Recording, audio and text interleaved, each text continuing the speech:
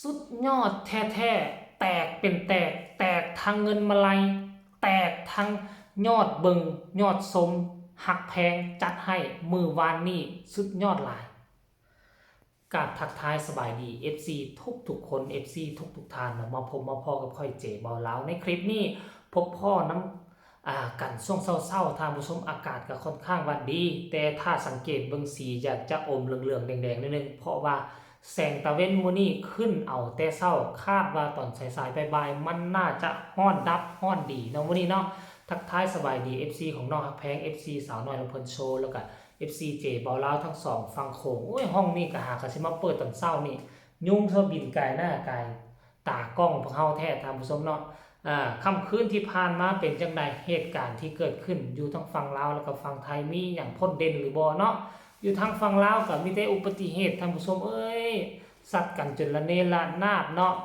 แต่ว่าอยู่ฝั่งไทยก็คือบ่เห็นข่าวอีหยังแต่ว่าก็เป็นห่วงอยู่เด้ออันชายแดนไทยกัมพูชาบ่รู้ว่ามันสิเป็นแนวใดเนาะคิดว่าคือโอ้ล้มกันดีแล้วแต่ว่าต่างฝ่ายต่างลากอาวุธไปใส่กันซะนะเนาะมันบ่เกี่ยวกับเรื่องของพวกเฮาดอกอันนั้นเป็นเรื่องของผู้ใหญ่เขาอันสำหรับเฮาเรื่องของเด็กน้อยก็พากันมาม่วนต่อเนาะเรื่องราวมันเกิดขึ้นมาจังได๋ก่อนหน้านี้เนาะมื้อวานนี้ตอนบ่ายค่อยก็เฮ็ดเป็นที่เรียบร้อยแล้วค่อยว่าน้องฮักแพงเฮ็ดได้กลุ่มหมดคันไฟเฮ็ดได้ค่อยว่าแล้วเนาะมันเป็นแบบนั้นอีหลีเนาะมื้อคืนนี้ค่อยก็บ่ได้ติดตามค่อยก็มาแต่เวียกก็ดึกๆมาเบิ่งหน่อยนึงป้าคนเบิ่งคนชมน่ะแล้วล่ะจนว่าจบไล่แล้วแต่ว่ามาเห็นคนเบิ่งคนชมหั่นแบบทะลุทะลวงเป็นประวัติการณ์ของสำหรับกลุ่มหมดคันไฟนี่เด้อแต่เมื่อคืนนี้ค่อยยังบ่ฮู้ว่ายอดมาลัยเพิ่นได้จักคะแนนหากเขามาเห็นมื้อเช้านี่มันหมายความว่าจังได๋มันเป็นเรื่องจริงอีหลีบ่ท่านผู้ชมนี่นะมาลัยนี่นะเฉพาะน้องฮักแพงนี่ได้ 16,700 คะแนนแล้วของพี่ๆรวมกันแล้ว 13,000 คะแนนรวมเป็นทั้งหมดโอ้เกือบ 30,000 คะแนนสูสีกันครับยอดคนชมนี่ก็ 3,000 กว่าคนหลายเป็นประวัติการณ์ที่ผ่านมานี่คือน้องฮักแพงไล่สดนี่มันจะตกอยู่ 2,000 กว่าคนชมแต่ว่าครั้งนี้มัน 3,000 กว่าคนชมและที่สำคัญยอดเงินมาไล่เนี่ยได้เกือบ 30,000 คะแนนท่านผู้ชมเอ้ยไล่สดประมาณ4ชั่วโมงบ่4ชั่วโมง5ชั่วโมงท่านผู้ชมค่อยบอกมาแล้วนอกจากรายการแมวล่าแล้วก็แม่นรายการหมดคันไฟนี่แหละมันจะมาช่วยกระตุ้นให้วงสาวน้อยลำเพิ่นโชว์มีกิจกรรมเฮ็ดคือค่อยว่าตอนนี้ไปนะวงอาจจะดึงตัวนี้ไปเป็นบุรีมาซิดของวงก็เป็นได้และมันดีได้สำหรับผู้ที่จัดตั้งกลุ่มนี้กันมาก็คือน้องฮักแพงทานผู้ชมโตที่เป็นโตตั้งโตตีตอนนี้ไปถ้ามีรายการตัวนี้มันก็ขาดบ่ได้ก็คือน้องฮักแพงก็ซ้ำกับรายการแมวล่าน่ะขาดบ่โจก็พอแหลมบ่ได้แหละคันขาด2คนนี้ไปก็ซ้ำว่าบ่เป็นรายการแมวล่าทานผู้ชมค่อยบอกไว้แล้วการที่ยืนด้วยลำแข้งลำขาของตนเองนะมันดีที่สุดคือเฮ็ดแบบนี้นี่มันสร้างความเข้มแข็งและสร้างความมั่นอกมั่นใจให้ศิลปินแล้วค่อยเชื่อว่านอกจากฮักแพงให้คนอื่นเฮ็ดบ่รู้ถ้าเฮ็ดได้กลัวจะมาฮอดจุดนี้นี่เนาะฮักแพงต้องใช้เวลาหลายมื้อหลายวันหลายปีหลายเดือนหลายปี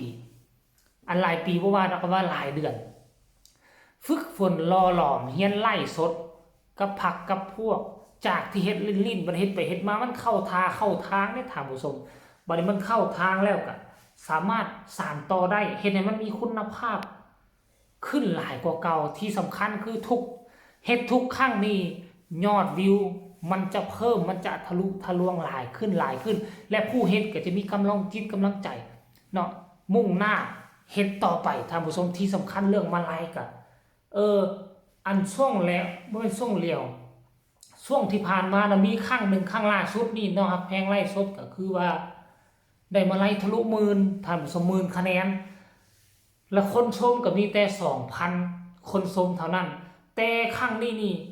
ทุกอย่างคือมันทะลุทะลวงยอดไหลลื่นท่านผู้ชมอันเมื่อคืนนี้ยอดเบิ่งหั่น 3,000 กว่า 3,100 กว่า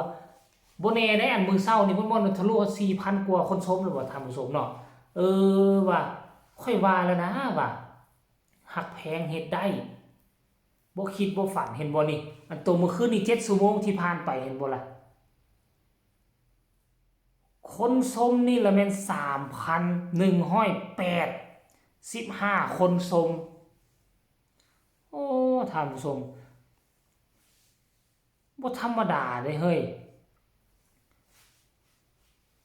คำคิดเห็นก็เกือบ 1,000 คำคิดเห็นบน 1,000 เนาะคนมากดไลค์ให้เกือบ 1,000 กว่าไลค์คนมาคอมเมนต์เกือบ200คนมาแชร์ก็หลาย10แชร์ท่านผู้ชมเอ้ยไผจะไปคิดไปฝันว่าเนาะจนว่าหลายคนหลายนั่นพากันเอาไปออกข่าวตั้งแต่เมื่อคืนนี้พุ่นแล้วเจบ่ลาวคือว่าแหละมันบ่ทันน้ำหมู่ก็เลยว่าเอามาเฮ็ดมื้อเช้านี่แต่ว่าสิขออ่านได้คำคิดคำเห็นของบรรดาพ่อๆแม่ FC ท่านผู้ชมว่าเขาเจ้ามีคำคิดคำเห็นอะไรหลังจากที่เห็นกลุ่มของมดคันไฟกลุ่มของน้องฮักแพงแบบว่าประสบผลสำเร็จนั่นนี่แล้วเขาเจ้ามีคำคิดคำเห็นอะไรเดี๋ยวเจบ่ลาวสิไปเข้าเบิ่งคำคิดคำเห็นเนาะกระแสกำลังมาแมนคิดคือกันกระแสกำลังมาสุดยอดหลายว่าซั่นเด้มาผู้นี้ตื่นผู้นี้มาเนาะโอ้มันข้างเด้อส่วนใหญ่ละคนแต่พุ่นปังมากเฮ็ดแบบนี้ไปก็คือให้กำลังใจเนาะให้กำลังใจสู้ต่อคันถึงว่ามันจะบ่มีไผสนับสนุนอย่างออกหน้าออกตาพวกเจ้าก็สู้ด้วยลำแข้งลำขาของตนเองซะเนาะลองเบิ่งคันถ้าพวกเจ้าโด่งดังเปรี้ยงปังมาด้วยตนเองเขาจะเฮ็ดแนวใดเนาะเขาจะคิดแนวใดเอาคนเฮาน่ะเมื่อเฮามีชื่อมีเสียงมันจึงมีคุณค่าตอนชื่อเสียงเฮาบ่ทันมามันก็ซ้ำกับคนนอกสายตาคนนึงนั่นแหละท่านผู้ชมฉะนั้นเฮาต้องสร้างมูลค่าให้ตัวเองก่อนจะให้คนอื่นมาสนใจเนาะเพิ่งเห็นไลฟ์สดน้องฮักแพงคนหลายคักแม่นเป็นครั้งแรกนะอันคนหลายเนาะปังดังลูกสาวม่วนซั่นดูอยู่ว่าซั่นโอ้ท่านผู้ชมเนาะก็เอาซ้ำนี่แหละมันบ่มีหยังหลายส่วนใหญ่คนก็สิกดดวงใจมาให้ซื่อๆท่านผู้ชมเนาะเวลาพวกเจ้าคิดว่าจังไหนมีโอกาสที่จะพัฒนาให้เป็นการเฮ็ดไร่สดแบบเทียบเท่ากับแมวล่าได้บ่ท่านผู้ชมบ่แน่ได้ถ้าตัวนี้มันโด่งมันดังพอวง2นี่มันก็ขาดจุดเด่นอยู่แล้วถ้าหากมีรายการแมวล่าเข้ามาประจำอยู่วง2ค่อยคิดว่ามันเป็นไปได้และตัวน้องฮักแพงจะได้บูริมซิดเป็นหัวหน้าของกลุ่มมดคันไฟคล้ายๆคือแมวล่าขอให้ประสบผลสำเร็จถึงว่างานจะบ่หลายเนาะแต่ก็มีเงินเข้าสารพัดทุกคืนเด้อสำหรับน้องฮักแพงเนาะสมองใสยืนโดยลำแข้งลำขาของตนเองมันดีที่สุดแล้วคลิปนี้ขอฝากฝังไว้ทั้งนี้ฝากทุกคนกดไลค์กดแชร์กดติดตามเพื่อจะพลาดในคลิปต่อไปที่สำคัญจะกดข้ามโฆษณาพบกันใหม่ในคลิปหน้าสำหรับคลิปนี้สบายดี